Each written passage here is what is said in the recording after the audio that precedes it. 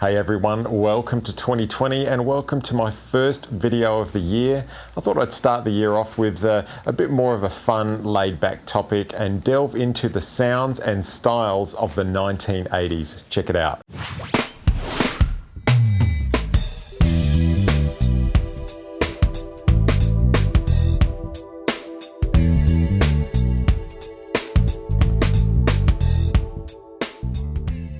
Yes, ladies and gentlemen, the 1980s. I'm an 80s kid. I grew up in the 80s. Some of the coolest music, in my opinion, was made in the 80s. And not only that, some of the coolest sounds and production styles also came from the 1980s. For those of you that are new to my channel, welcome and thanks for tuning in. My name's Mike. I'm a music producer, mixer, songwriter, musician, all-rounder, and I started this YouTube channel probably a little over a year ago now, and I'm uploading regular videos, all of which are related to music production, hints, tips, guides. Certainly if you have any suggestions for topics you'd love to see covered in the future, by all means leave a comment below and I'd be more than happy to consider your ideas. And don't forget to click that subscribe button. Well, the 1980s was a real time of discovery and progress in music production. There was a lot of new technology that came out in the 80s, and recordings really started to have a real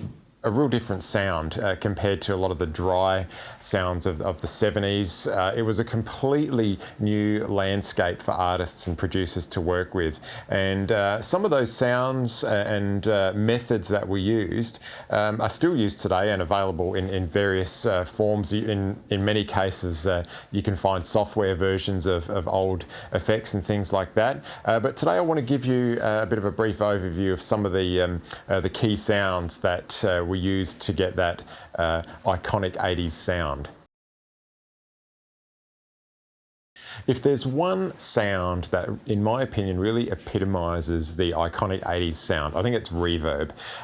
It was used everywhere in the 80s, and by the late 80s it probably became fairly overused, oversaturated, fairly cheesy.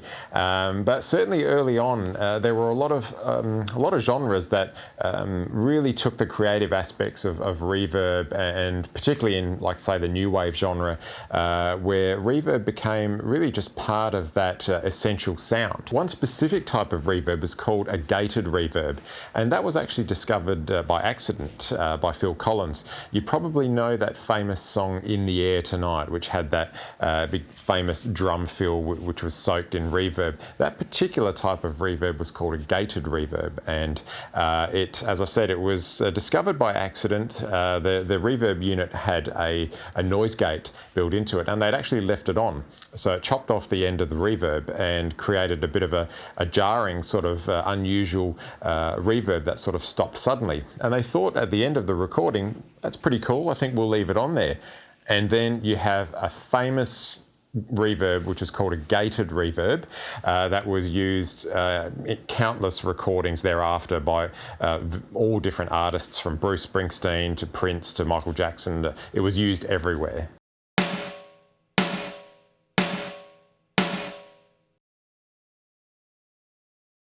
Chorus was another effect that was really used a lot through the 80s. Now, for those of you that don't know what a chorus effect is, it's basically like a doubling effect which can give you a bit of a stereo sound. A more modern band, well, modern compared to 80s standards, I guess, Nirvana used a chorus pedal on Come As You Are on a guitar intro. So it's kind of like, I always described it as a bit of a watery sort of underwater sound. Bands like The Cure used it a lot through many of their recordings, and it really is, in my opinion, one of the quintessential sounds of the 80s. Roland made a very famous chorus unit which was widely used both on guitar effects. It can also be used on vocals, and chorus was probably, once again, by the end of the 80s, overused. But a really useful creative tool and still used a lot in modern productions. Synthesizers and the whole electronic vibe was an element of music that became very prominent in the 80s. There were a number of famous synthesizer units regularly used in the 80s, a couple of which were also made by Roland, the Roland D50 and the Jupiter. Those particular synths, you can hear them on many famous recordings, and they were very, very popular. Synthesizers were also often coupled with what's called a sequencer. So you would have arpeggiators and sequencers used to create loops of synth lines and synth progressions, and that certainly evolved as hardware and software evolved over the years. Synthesizers are obviously widely used in today's music, both software and hardware versions. So synthesizers is something that really started and became hugely popular in the 80s. Certainly one of my favourite aspects of 80s sounds and styles, which I think holds up better today than probably any other aspect of that era, which is drum machines. Drum machines and electronic drums really came into their own in the 80s. Units such as the famous DMX, which was used by Run DMC.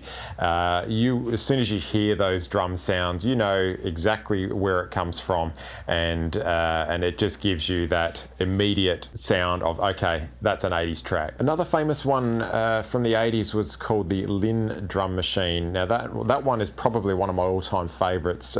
You can hear that on artists like Prince, Michael Jackson. It has a particular a really clean sound, really punchy sound. You can even get a more modern version, software version of it, which I often use in my own productions, which is a really handy tool if you're looking at getting some of those retro vibes and sounds. Well, that's my brief summary of some of the sounds and styles of the 1980s.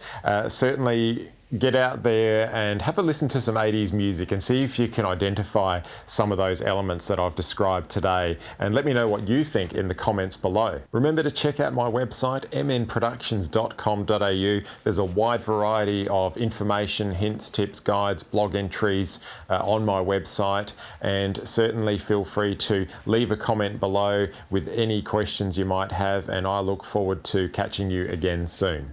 And for those of you that are wondering, yes, this is an original J Park jacket as seen in Michael Jackson's Thriller.